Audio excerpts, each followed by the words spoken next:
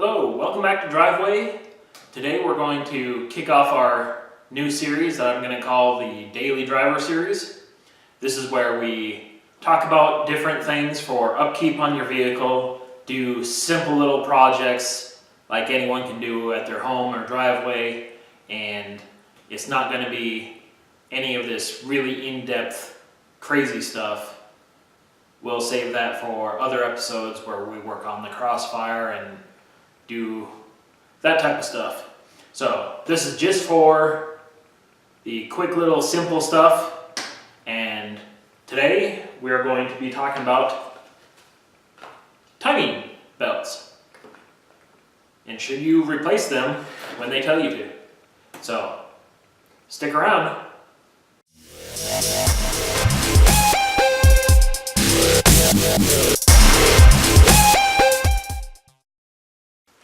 Alright, so in front of us we have a 2.7 liter Hyundai motor.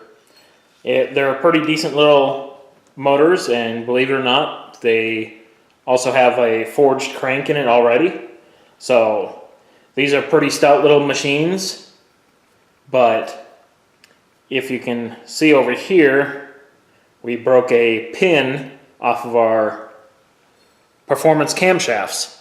So this created something similar to what you'd find in a timing belt failure.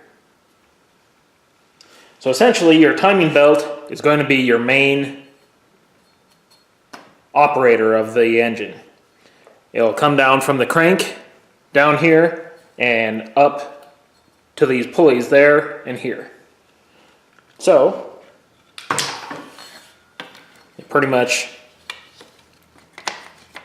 go around similar to that.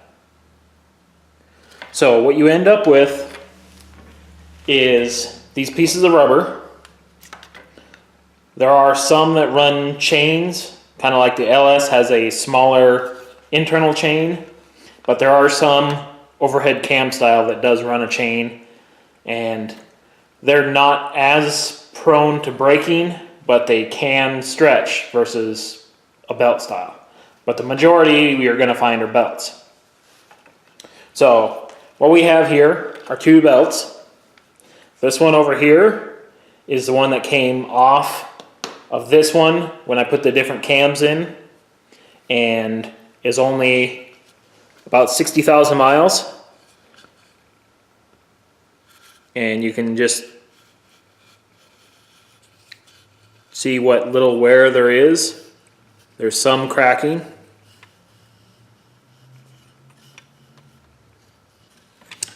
And then this one over here, you can tell from much further away, this is off of one that I just shoved into the Tiburon, and it's got about 100,000 miles on it. And just the change in doubling the miles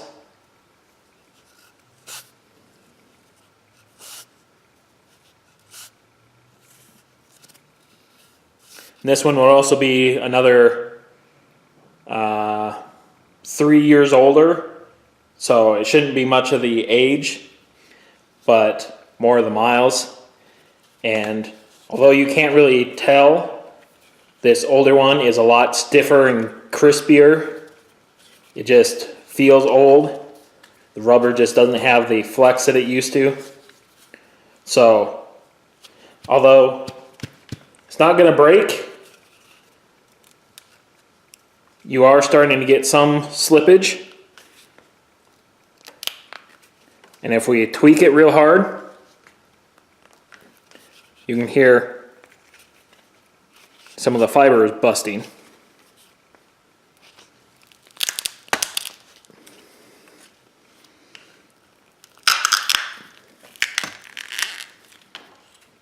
And there, we just ripped it apart. Now if we grab this other one,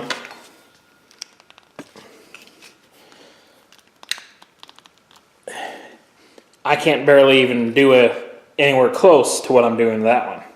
And this one's hurting my hands a lot more.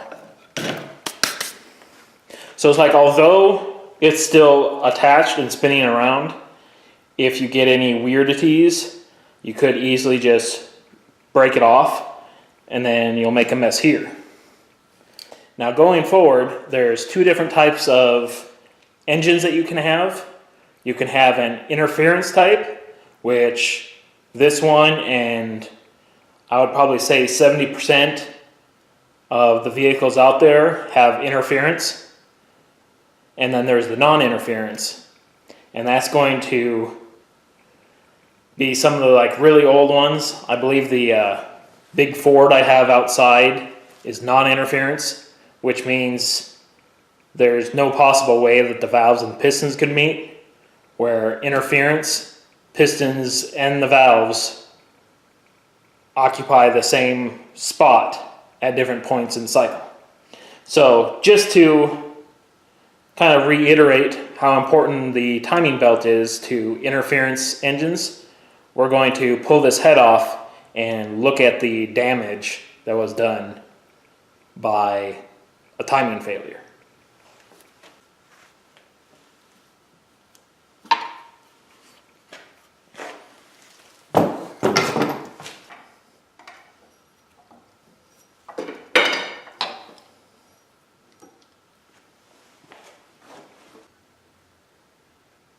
All right, now that we've got the cams out of the way, we'll just finish pulling her out.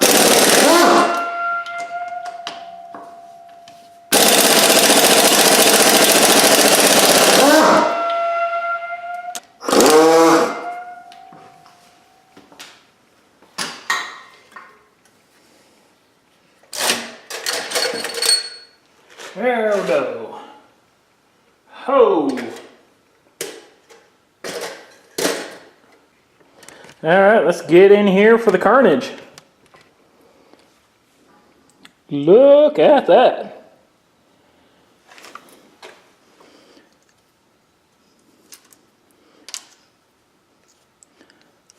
Completely ripped off the heads of the valve. Damaged that piston. Absolutely annihilated this piston.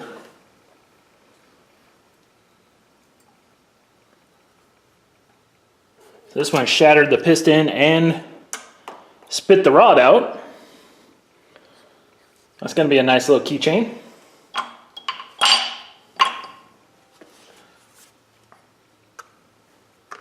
So yeah, that's... My hand doesn't really fit down there.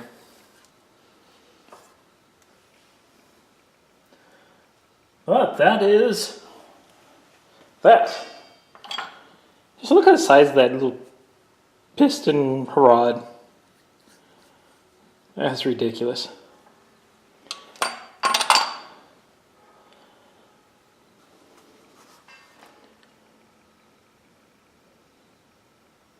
So that was clearly a lot of fun.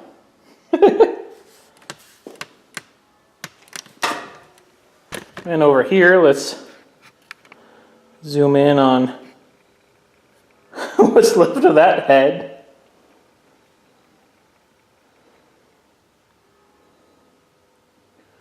That pretty much just annihilated everything. So, that's a lot of fun. All right, so I guess this guy's gonna get stripped down and used for decoration. Because there's no way this little guy's coming back to life. Alright, so that's going to do it for the Daily Driver Series, Episode 1. We got to see the carnage that happens when you break a timing belt. And then you also got to see how easy it was to destroy a 100,000 mile timing belt. So make sure you get these things changed whenever your owner's manual says to change them. And if you're buying a used car, if it's over 100,000, I always want to see if timing belt has been changed. If they don't have any proof that the timing belt was changed, knock $600 to $1,000 off of what you're gonna offer, because that's kind of something you need to get done. So anyways, thanks for watching, and get them belts changed.